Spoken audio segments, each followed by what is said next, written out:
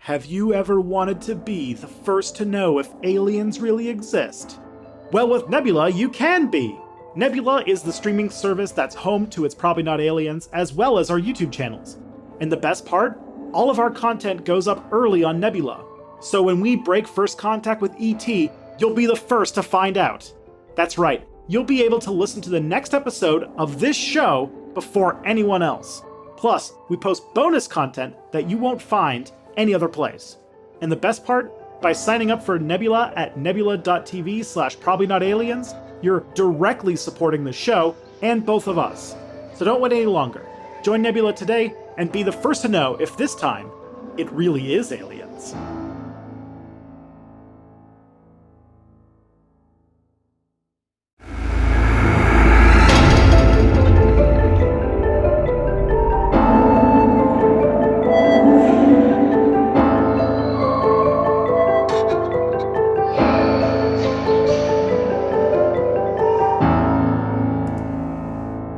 So we're talking about super weapons today. All right. And I have a feeling like I am currently living in the middle of something that sounds like a super weapon. Okay. So I'm under, as you know, in our like climate change dystopia that we're sort of living through. Yeah. We're learning new weather words. Like we get new kinds of weather that didn't exist before. We get polar new vortexes.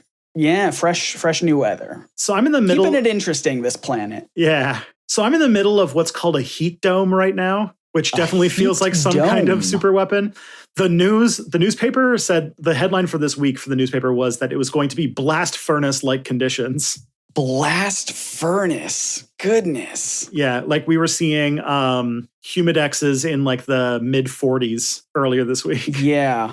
Goodness gracious. Yeah, I was trying to look because I've definitely heard. Yeah, we've got a heat wave going on. I don't know if we call it anything cool, though. Anything cool like that, a heat dome. Heat dome. I am That's like, fun. But for example, to show how intense this stuff has been, last night I was under 2 separate extreme weather warnings.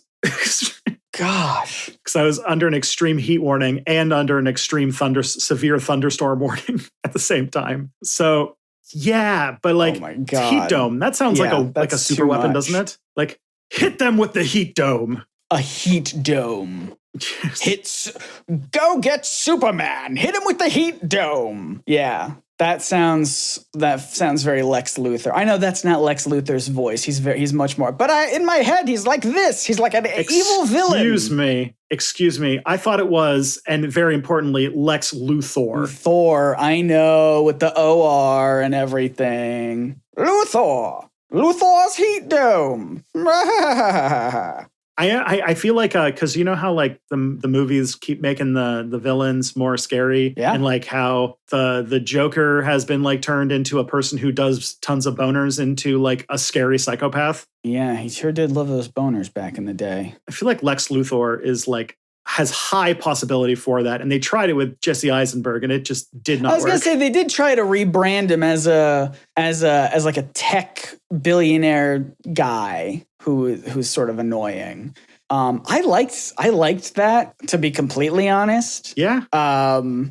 Just because, this is the thing about adaptations. You gotta hit that at their core personality. Why does Lex Luthor hate Superman? He hates Superman because Lex Luthor, number one, he doesn't trust Superman, because if he had Superman's powers, I could break into anywhere I wanted and no one could stop me. But also, Lex Luthor wants to be the person who everyone looks up to and says, he's the savior of our world. But no, Superman comes along and now suddenly he's the savior of our world. And I feel like that is what our tech billionaire startup douchebags, if not people who think that they're going to save the world and want people to look up to them and think they're cool. That's a really solid take. I feel like you could make a Lex Luthor type character by just being like, what if Elon Musk actually knew what he was doing? Like actually could, if he actually did know science and technology and stuff like that. Yeah. And he's still rich and they got all so I don't know. I'm thinking a lot about adaptations because hopefully it's out by now, but by the time people are listening to this, but I'm making a video about why certain adaptations of Scrappy-Doo are good and while some others are bad. And I've just been thinking a lot about like what makes it good? If you're going to change it, still keep the core of the character, even if they're drastically different. I don't know. So I've just been thinking a lot about that. I agree. That's why, I thought one of the most successful, maybe not the best, but one of the most successful adaptations was Dexter, because Dexter was based on a series of novels by, his name's Jeff Lindsay, something like that. James Lindsay.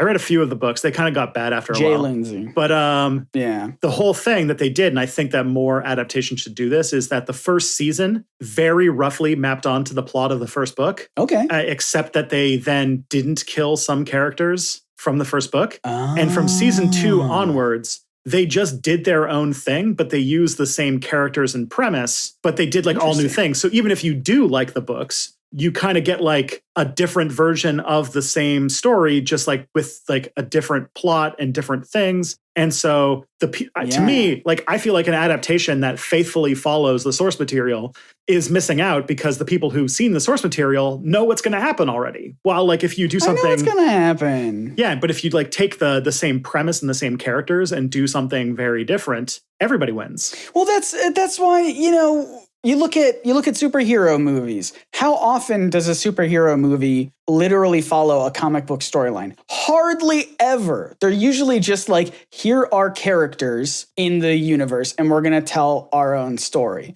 They'll try to do big tentpole things, there's a Secret Wars movie in the works, a Civil War, a Secret Wars, what have you.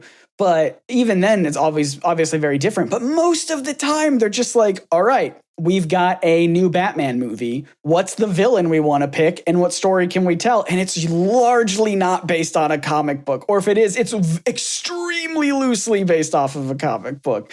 And I think that's the way to go sometimes. Mm-hmm. I mean, if the adaptation, if the source material is good, I don't know if I need a 1-to-1 adaptation. I want someone new to if you're adapting it, you're not translating it 1-for-1, you're adapting it. Yeah, that's the whole point of it. So, yeah, Zach. But you know what's not an adaptation?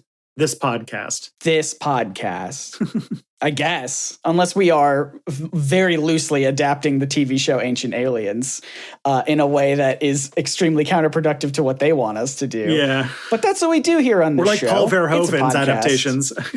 Yeah, but that's what we do here on this show. We look at Ancient Aliens, the TV show, and we look at some of ancient astronaut theory and debunk it, typically while looking into real-world history of people and places and things and cultures. And it's just a grand old time.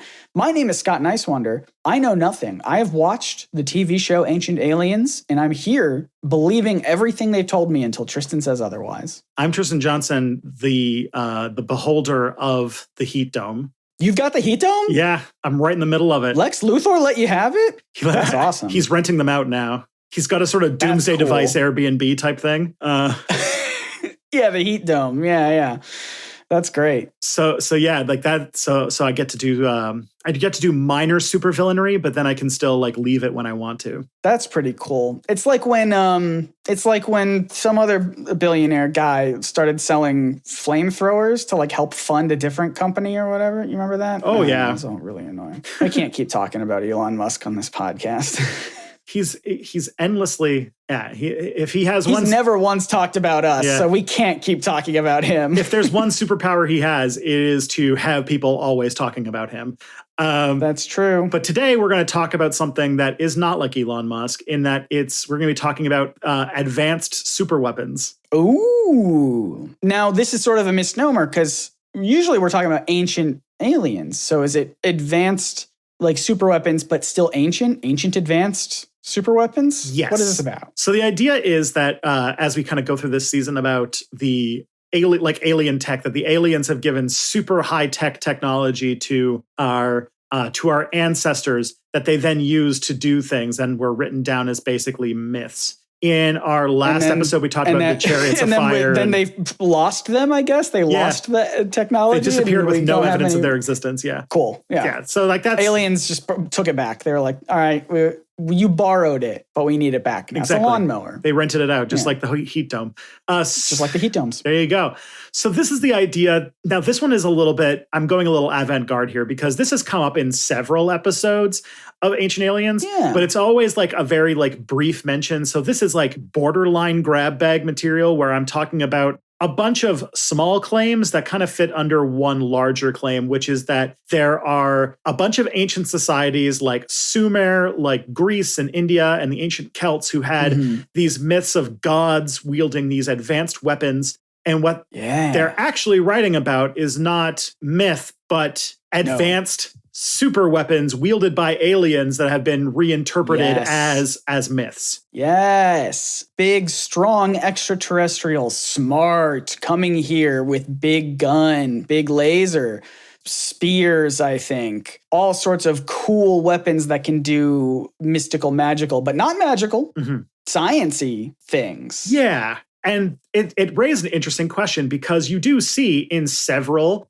cultures, this idea of like the gods wielding powerful things does come up over and over again. And so I thought that would be, and like, there's also like tons of references in the past of like mystical artifacts with amazing powers and, +1 great swords and all sorts of stuff from history. So I thought that this would be a great topic to get into because like, as we talked about last week with Chariots of Fire, how like these representations of like chariots in the skies and stuff like that being interpreted to be alien spacecraft. This is like ancient like mystical weapons being reinterpreted to be alien weapons. Alien weapons. Yeah. That was the weirdest twist in the new God of War games when it was revealed at the very end that they were all aliens. Is that true? The big ice. No, I don't know. I haven't played the second one, but that definitely wasn't the case in the first one. I've never played a God of War, but that would be pretty awesome. That would be rad. If at the very end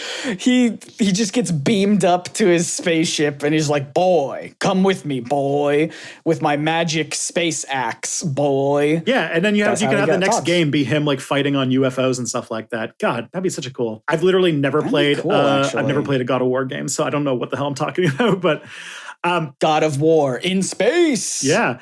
But yeah, they would point to various examples that come up. Some of these that I'm going to mention in this episode, like the Sumerians having tablets of destiny that might be advanced computers. Things like Zeus and his thunderbolts, but also Poseidon's trident. So the thunderbolts might actually be like plasma weapons or energy weapons. You've got like the Hindu Brahmastra, which I'll go over quickly because we talked about that in a previous episode, but those could be like nuclear weapons and lasers. Yeah. Celtic gods like Luch and his spear might be like some sort of super like advanced guided missile thing. Cool. And so like that's the idea that we're going to kind of delve into today. So that's... Now, here's the thing also, gang. I have only played the first Hades game, and Hades 2 is still in early access. So maybe we can poke and prod, get them to throw some aliens in there, be like, actually, Zeus, Poseidon, all these cool people, they're aliens when you think about it. Yeah, their art team is very creative. They can find a way to make aliens bisexual too and make it fit into. Yeah, they will. Yeah, they will. Hades is the most bisexual series of games ever made. It's so good. Yeah, so that's like the main little bits. So that's the claim that we're going to kind of go into today. Let's do it. I didn't even play the claim noise. That's okay. We got it. So that was Zelda. But anyway. Take this. It's a shield or a boomerang or something. Okay. So the proponents of this theory basically point that these depictions are basically ancient technology. And this is not surprisingly like one of the bread and butter ways that people talk about stuff in ancient astronaut theory. It goes back to Chariot of the Gods. And so it's like a common thing that shows up.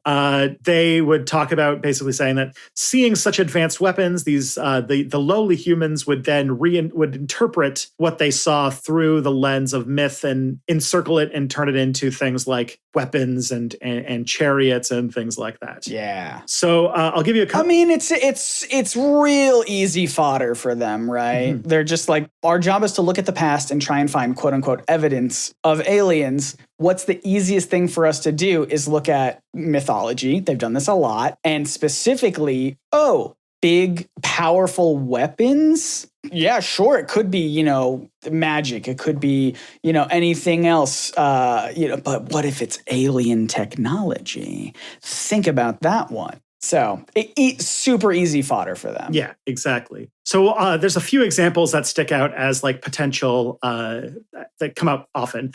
The first one is in ancient Sumer, which is a recurring. This isn't even the first time we've talked about Sumerians this season. No. Where the Anunnaki, who are Sumerian deities, again, who also show up, they're sometimes interpreted to be aliens by people like Zechariah Sitchin, but they had an artifact known as the Tablets of Destiny in myth that had some like abilities to like show wisdom. It sort of like had like a little bit of a, how would you call it? Like sort of like a magic mirror type. I was going to say, it feels very like wizard-esque, like scrolls, tomes, things like that. But it's a little tablet. That's exactly. Cool. So like that's like the sort of thing. Greek myths, you have the king of the gods, Zeus, being able to hurl thunderbolts at people. Often ancient astronauts would say that's like an energy weapon or a plasma weapon. Plasma. Yeah. You also see things like Poseidon's trident. In Hindu mythology, there's a whole group of like divine weapons called the Brahmastra, which are these like I feel like this is getting close to almost being a podcast like merch type thing, but like about Hinduism being like the heavy metal religion. Yeah. So in Hinduism, they have a well-developed like mythology of these Brahmastra, which are basically, or Brahma weapons, I think is what we called them when we did the episode, but they're like these divine weapons that are capable of immense destruction, like an arrow that can blow up a city and destroy it for 1,000 years, like that kind of stuff. Yeah. See, in my head, so here's the thing. Here's what was going through my head. Is I was like, you mentioned it's like a merch idea. So I was like, I don't think we can sell merch that is just the word Hinduism, but in like a metal font.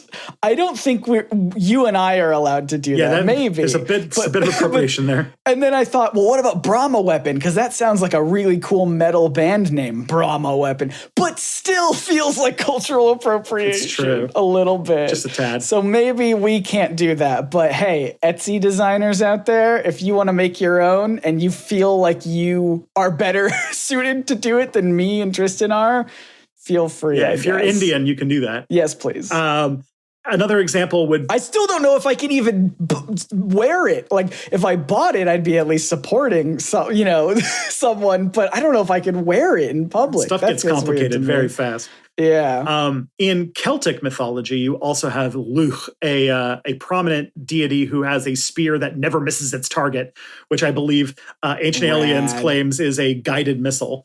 A guided missile. Well, you can get the upgrade for Artemis in Hades, and then she'll shoot arrows, guided arrows at people. So very similar, I guess. Yeah. Aliens. It's one of the few ways that breaks the game, right? It's so easy to beat the game when you have that. Yeah. Yeah. I do love that. I love how Hades, it was like, we're going to choose all of these mystical weapons. You could choose a sword, a spear, a bow, or a gun, or a shield, or gun. Yeah. Like, or fists, or gun. Yeah, that's it. It's like, it's sword, shield, spear, arrow, fist, gun. Which I was, when that came up, I like actually laughed out loud when I was like playing the game, and I was like, gun? So good. So good. It's the best weapon. It's my favorite anyway, so that makes sense. It's great. So I'd love to get into what the problems with these are, if they're not obvious. Please. But first, okay, I think we need to hear from the good people of the product and service variety. Sure, but I rarely hear from them. Let's see what they have to say.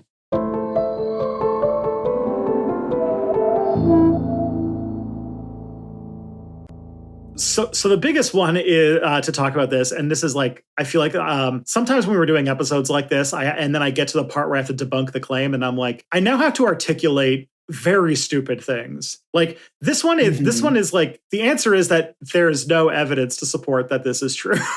There's a lot of That's so different than our normal episodes. Like the thing is, like, it's just pure speculation, and that there are other theories as to why that could explain the existence of these weapons that don't require aliens, that are way easier and more documented, that have to do with like symbolism and allegory and like vivid, like the idea of imagery and truth. No, Tristan, no. So you're gonna tell me that these weapons aren't literal?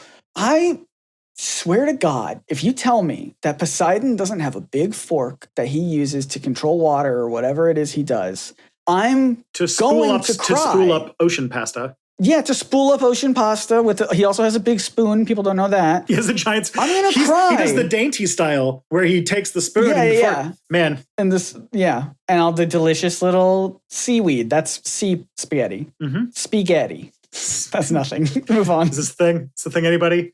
But yeah, like the idea is that like it's just like a weird obsession with like literal interpretation of something that you have no actual reason.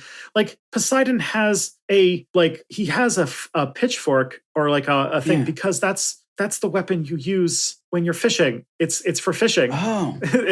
Poseidon's trident. Tridents are a fishing weapon. You use it to stab the fish in the water. I guess so. But yeah, like the thing is that like, makes sense. Again, ancient astronaut theorists tend to focus on decontextualized evidence. So they take something outside of its context that's fine, yeah. and then sort of sometimes just literally change descriptions of it to make it sound more science fiction, as we've mentioned. And like they'll turn things like this boat emitted a great wall of fire, and they'll be like, there was exhaust plumes coming out of like Right. But isn't it more fun that way? Yeah. A good example would be, I think it was like one of the first episodes of this podcast we did, which was King Pakal, who all the way back is depicted as being a astronaut launching off from space. But it's like, yeah, if you decontextualize what you're seeing from the idea of how Mayan art worked and like what their idea of the underworld was, if you actually understand Mayan things, this mysterious sarcophagus tablet isn't that mysterious at all, because it has a whole bunch of like links to other things. That's hard though. I just want to look at an image and say it looks like a guy flying rocket ship. That's easy for my brain to do. It's so much hard to learn things about a different culture. I just want to project my own culture onto it, please. Oh boy. Yeah, that's the problem, huh? Like that's what they're doing. They're taking I feel like science fiction in many ways is our modern mythology, because it's like full of things that we think that are like outlandish, vivid, and supernatural, but it's close enough to reality that we believe that some of these things can actually happen. So kind of like if you think about like 1,000 years ago with myths, like, Poseidon's trident or like Zeus's lightning bolts, you could be like, well, it's outlandish and big and storyful, but like it could be real because I don't know better. I think we've talked about this before, but like it would be like if in a couple thousand years, when Ancient Aliens, the TV show, is still airing, they look back on, early superhero comics, and they'll be like, oh my gosh. So back in the 1930s, there was a guy named, Superman, who had all of these powers. Now, Superman himself was said to come get his powers from the sun. I think that was solar technology that was powering him from alien life. And he is an alien. And so people actually believed this back in the 1930s. People believed in this guy. Now, obviously, it was a myth back to those people. Or was he? Or was it aliens? Think about it. There you go. With like a Futurama style Giorgio Tsoukalos head in a jar. Yeah, exactly. Yeah. So here's the thing. So let's I want to kind of just go into all these different examples and show how like this would work. So like, for example, the tablets of destiny, which were these tablets that the ancient Sumerians believed to hold immense power and knowledge, that was designed to legitimize the rule of gods and kings. They were thought to control, like these tablets that the Anunnaki had were supposed to be like, written on them were supposed to be the fates, like everyone's fate, and known to be like a thing that like the gods fought over. It comes from a Sumerian poem called Ninurta and the Turtle, in which the god Enki is said to have stolen the tablets of destiny and brought them to the Abzu. And in the Babylonian creation myth, Enuma Elish, or Billy Elish, the tablets of destiny are Billy given. Elish? Yeah. The tablets of destiny are then given over to Kingu by Tiamat, which I'm like, whenever I think of Tiamat, I think of the 5-headed multicolored dragon that lives in hell, but that's just D&D brain. Yeah, I also thought that. Yeah, but the idea is that by having the tablets of destiny, this legitimized the rule and control over fate. So if you own these tablets, you control fate. But Marduk later defeats Kingu and takes the this feels like anytime I hear the description of a Star Wars movie now and everyone's supposed to know who these characters are, I'm like, Marduk defeats Kingu. This just sounds like the description of the Immortals when everyone was described with the Immortals. The Eternals. Yeah, I knew who you're thinking of. Yeah. Kingo. Druid. Well, they're all loosely based off of names from mythological people. Yeah. So I would not be surprised if Kingo was based off of Kingu. Yeah, there you go. So that's the thing. But the thing is that if you look at these stories and you understand the role of like the divinity of kings and like the sort of hierarchy that they had in the universe of like gods, kings, people, the tablets are sort of depicted as these symbols of the authority of the gods and kings.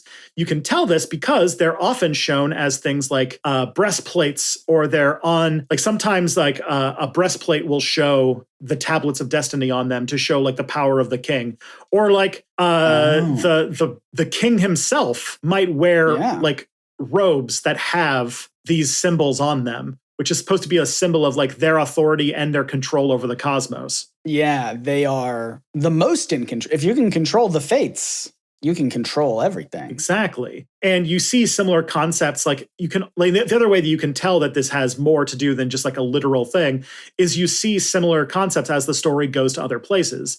Like there's a similar concept of a powerful tablet or book in Egypt, which is called the Egyptian Book of Thoth. Thoth being like the sort of god of like crafters and stuff. And in their myths, this was believed to contain all the magic in the world. Whoa. And some archaeologists have written down that these are some civilizations that owe a lot of their success and greatness to their ability to write, which made them stand apart from many of their neighbors. So it could be that this was also part of them showing how powerful knowledge and the written word is. Oh, that makes sense to me. Of being like, yeah, it's almost like being like, you know, oh, it's the word, you know, like, oh, this book is magical. And it's like the concept of a book is magical when you think about it, when you really get down to it. It's the reading rainbow effect. Yeah, exactly. Yeah. And so like, and if you think about it, like ancient Egypt was very, like the written word was like an extremely important thing to them. And a lot of what like made them successful and powerful and able to hand down their traditions for thousands of years had to do with the fact that they were like so focused on like record keeping and writing and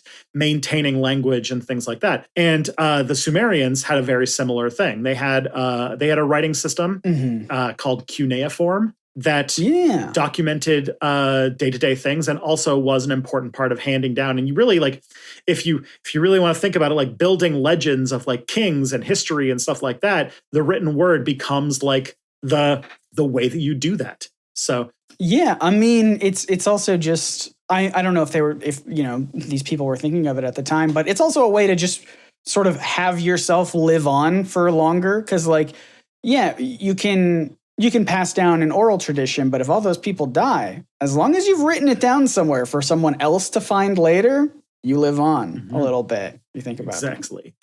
And in Greece, you see things like Zeus's thunderbolts, which in Greek myth were crafted by the Cyclopes, who were the master blacksmiths of Greek mythology. It was a reward to Zeus for freeing them from Tartarus. And so like, and they were created by people named Brontes, Steropes, and Arges, known for their exceptional craftsmanship. But like the main thing is that one, the lightning bolts are supposed to symbolize that Zeus is the supreme power and authority over gods and men. So it's another sign of power. Yeah, boom, power. It's often, he's often depicted as wielding a winged flaming staff with lightning wrapped around it, representing again, destructive power and divine retribution. And the thunderbolt was used to maintain order, punish transgressors, and assert dominance, such as in his battles against the Titans and the monster Typhon. Again, thunder, or the lightning bolts, a sign of power. I wonder, he used these thunderbolts again to fight the Titans during the Titanomachy. Yes. He killed Asclepius, the god of medicine for resurrecting the dead and to explain why people die, and Salomeus for impersonating him. Oh, okay. I guess that's a good reason. I don't know if I personally would kill the god of medicine. Medicine sounds important, but Zeus has his reasons. Yeah, there's another part too that makes a lot of sense, which is just like I know why I can make one really quick guess as to why ancient Greeks thought that a lightning bolt would be a symbol of power, and that is lightning bolts. Yeah, lightning bolts are pretty powerful in and of themselves. Yeah. They do a lot. They're kind of a little unpredictable. Like that guy Zeus up there. What's he going to do? Probably have sex with something. Oh, boy. But yeah, very destructive, very bright. Comes out of attention grabbing. If you don't have an understanding of like static electricity and all of a sudden a powerful bolt comes from the sky that could like set something on fire or kill somebody, you might be interpreted to believe that that's like the gods acting like in like doing divine intervention. Or you can at least see the logical steps involved that would turn into like when a kid asks you like, hey, where does lightning come from? And it's like, well, there's a god up top who strikes down those who are his enemies, and that was Zeus doing it. Yeah, I mean, it comes from up, too. Yeah. That's the other thing, because you could say, like, oh, you know what else is destructive and loud and hot and burns things is, like, volcanoes. But it's like, first of all, not every place has a volcano. Mm-hmm. But most places have thunderstorms, I imagine. Yeah. It comes from up. The lightning comes from up. Lava and volcano comes from down. Yeah.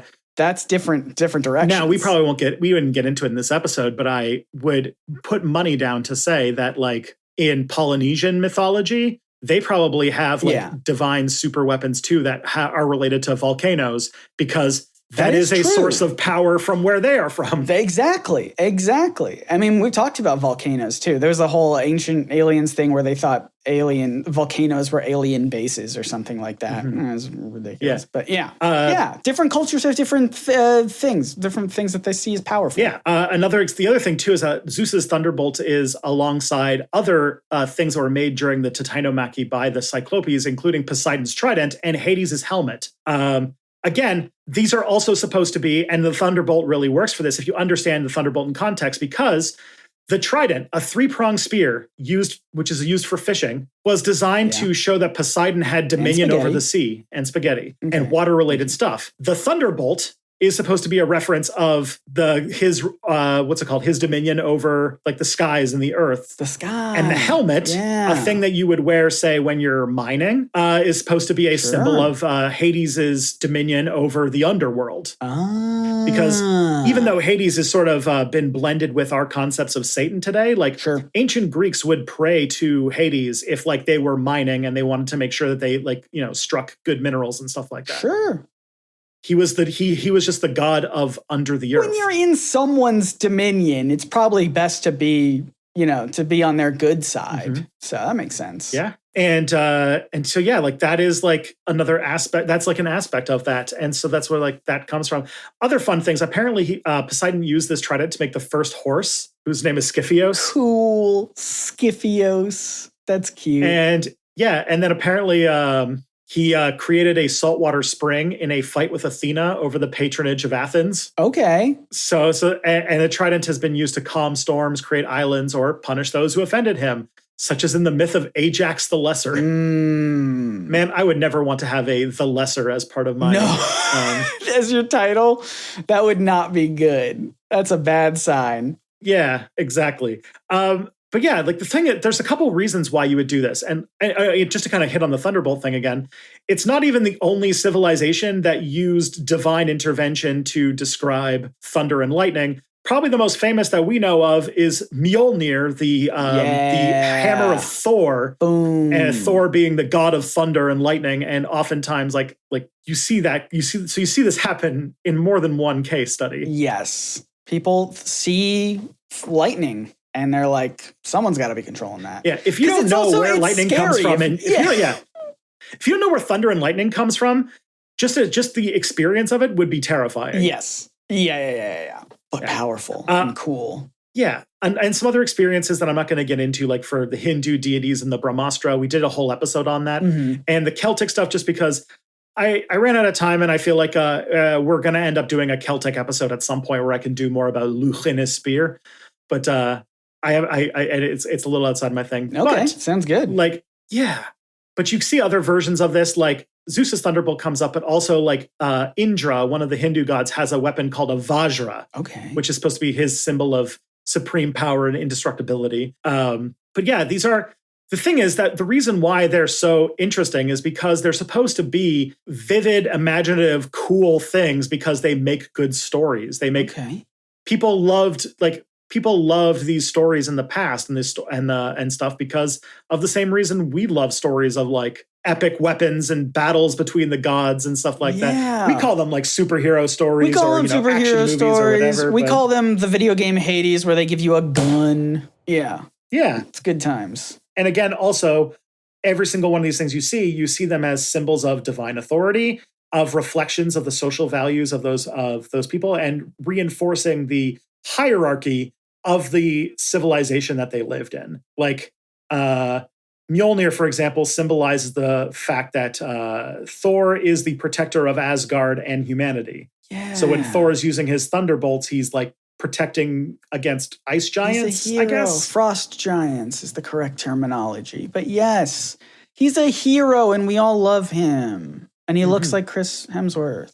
So that's pretty good. I will say, there was one time where I was playing I was running a D&D campaign that used a lot of mythological figures from the real world as part of the world. Because I was doing this whole thing where I was ripping off a book called Everworld, where like there was another universe where all the old gods had made their own universe to protect their power and followers. Yeah. And I was trying to find a good picture of Loki to use like in the notes. Finding a non-Chris Hemsworth, or sorry, not Chris Hemsworth, what's his name? Tom Hiddleston. Finding a non-Tom Hiddleston Loki is actually very hard. Very challenging. Yeah. Because he just looks like, well, it's not Tom Hiddleston's fault that Loki just looks like him, though. That's true. Very good casting. Very good casting. I hesitate to even say this, but did you also find potentially God of War spoilers? Maybe. It's been a bit. This was like a year and a bit ago. But the thing is that these mythological weapons also represent the interplay of nature and humanity. Like the desire to control natural forces and the ways that we can't, or the terrifying power of things like thunderstorms, floods, or earthquakes. And the struggle between good and evil, light and darkness, order and chaos that seems to be at the center of many mythologies. Weapons. There's a lot of cosmologies of different civilizations are built around some sort of like central conflict or war. Yeah. And then in which case, when you're thinking of like a weapon of like, what's the weapon that the people who created the universe would use? Then they think of cool big things that usually are representative of the things they used when they made the world. Yeah, and especially if like the bad, gods or whatever also have cool weapons, you got to give the good gods cooler weapons so they can win. So the thing though is that, the thing is like, again, it's another unfortunately common case on the show where you have this thing that you take it out of the context of the mythology, cosmology, and history that it lives in. And then if you remove all of that context, a lot of parts of it don't make sense anymore. Then you slap on a bunch of sci-fi stuff that we have more intuitive understanding of, because we have science fiction today. We don't have ancient Greeks today. That's true. They'd be too old. They would be way too old. So, and that's like the sort of issue you deal with. And then because we're interpreting it, when we see it decontextualized, we're seeing it through our context of modern day, where we don't believe in the supernatural mostly. And so when we attribute it, we see things like technology, which is the sort of, at the very least, the people on Ancient Aliens are doing that. We're not saying, I don't think you're saying we as a people don't believe in supernatural things and we are looking at these myths seeing technology, but they are on the show. They are. Yeah. And I think this is another case, kind of like what we talked about when we talked about art, that this undermines like the fact that people in the past also like to tell fictional stories and had creativity and imaginations to not only like, this doesn't like these mythological things don't necessarily have to be like, this is what the people at the time literally believed or what they saw, but it could just be, this is a cool idea that they thought would make a good story. Absolutely. That really gets me whenever we come to these sorts of episodes of just like really robbing people of the past of the ability to be creative, always seeing, these things from from past cultures, ancient civilizations as, oh, they must have been literally documenting everything as they happened and like exactly how they happened, or to the best of their ability to do it as they happened, rather than just being like, people have made art forever and told stories forever. And I don't know. It's just, it feels very wrong to sort of take the creativity away from ancient civilizations. It's like what point in history do ancient aliens people think that we are allowed to invent fiction? And I think you're not allowed. I think if I know anything about the discourse, I believe it was whenever like no one made art until like the Beatles. You know what I mean? I feel like that's the cutoff. They are boomers. We established that they are like turbo boomers. Is like no one made art. Everything before that was not art, and everything after it was also maybe not art. It's hard to tell what boomers think is art and good art and bad art, and I don't even know anymore. But I feel like everyone is like Beatles.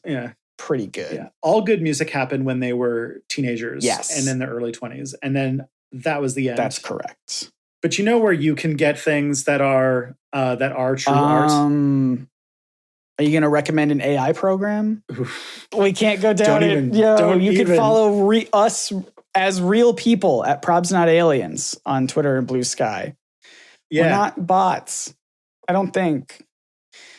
Tristan, where can people find more of your stuff on the internet if they want to see what you're up to? You can go to Step Back on YouTube, where I make videos about the past and why it's important for understanding the present, or just, I don't know, Marxist breakdown. I'm turning into I'm just going to cram Marxist theory at people in my next video. So I'm just like, I dare you. I'm really losing it. But it's going to be a great, cool. It's going to be a great time. That's where you can go and check it out. Scott. Hello.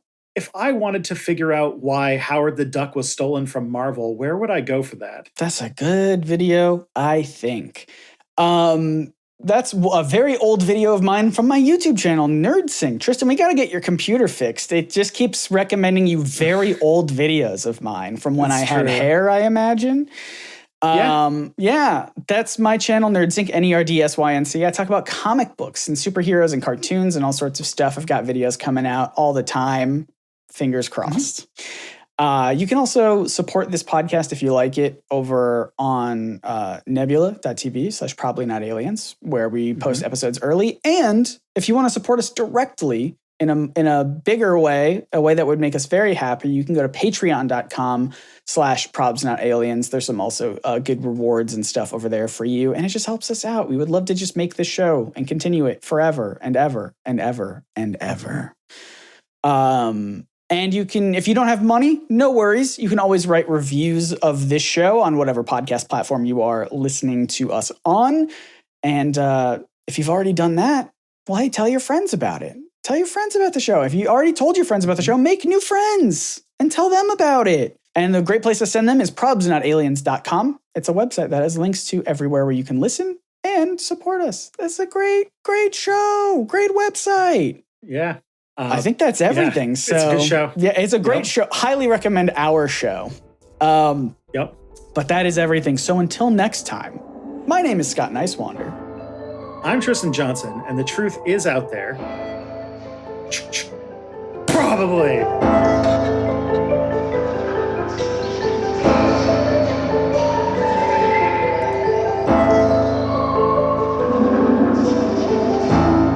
Oh, God. It's an ancient Greek shotgun. An ancient Greek shotgun. Now that's what they got to put in Hades too. I don't even know what all the weapons are in Hades too, but they got to give me They're gonna get the assault rifle. They got to get. I would love a shotgun. I would love dual wield pistols. That would be fun. Yeah. What if it's just all guns in Hades 2? Yeah. It's just the Matrix. Hades 2. This time it's all guns. Oh, man. And because it's Hades 2, the eyes are like bullets. That's pretty good. Anyway. We could do a John Wick crossover.